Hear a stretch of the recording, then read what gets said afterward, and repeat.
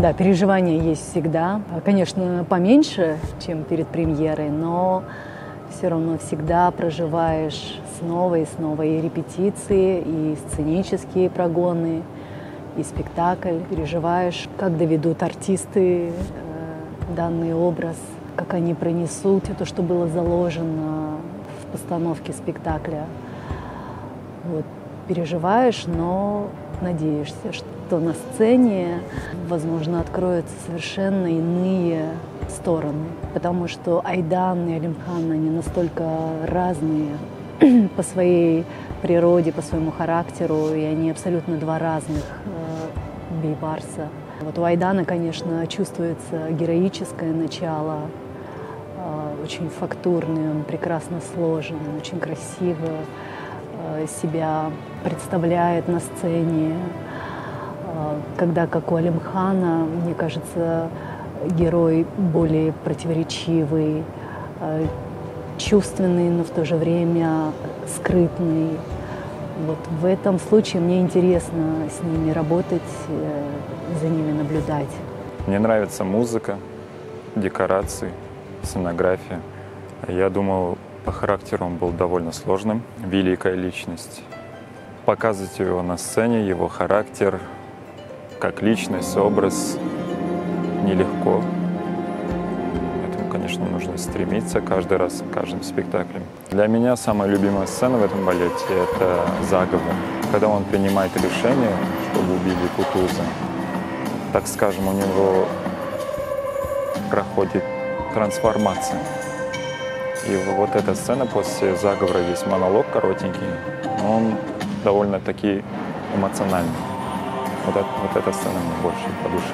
В моей коллекции любимых балетов очень интересный балет по именно драматургии, по персонажам.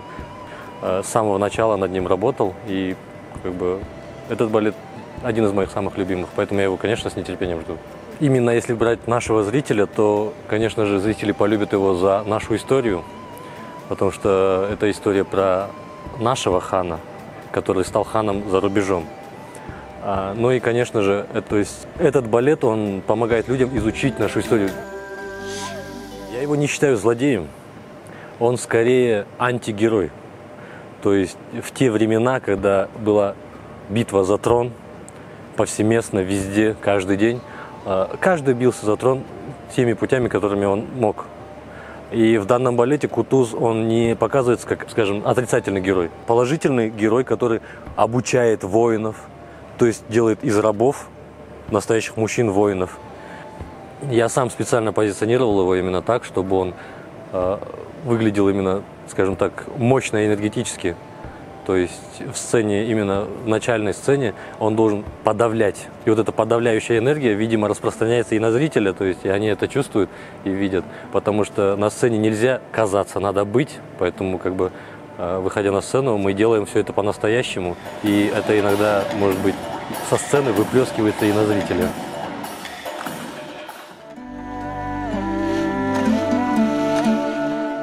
Говорить о Барсе, она, конечно, непростая, скажу, более эмоциональная.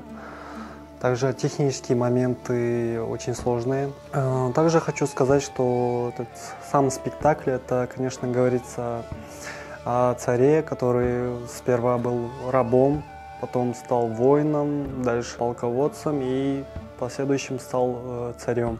Султан Бейбарс очень сложно эмоционально, поскольку идет такие моменты, когда нужно быть воинственным, более жестким. Есть такие моменты, где надо более мягко, поскольку там идет воспоминание с детства, воспоминание родины. Самое сложное, это, наверное, к сожалению, передать это. Репетиционные процессы идут так плодотворно.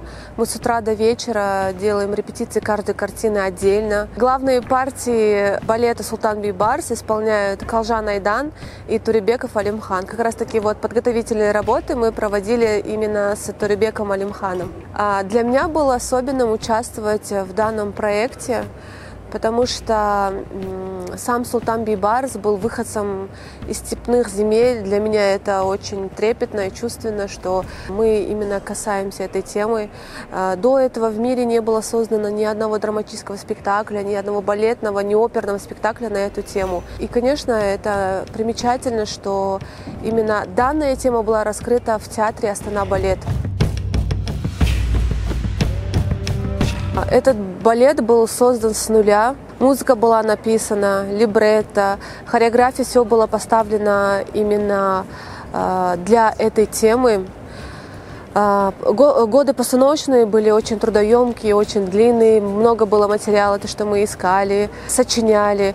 И самое главное, это конечный результат. И надеюсь, что зрители будут довольны тем, что увидят именно на сцене нашего театра. Мне кажется, в целом сама история, сами образы для артистов интересны. Мы, конечно, не стараемся какую-то передать историю с фактами.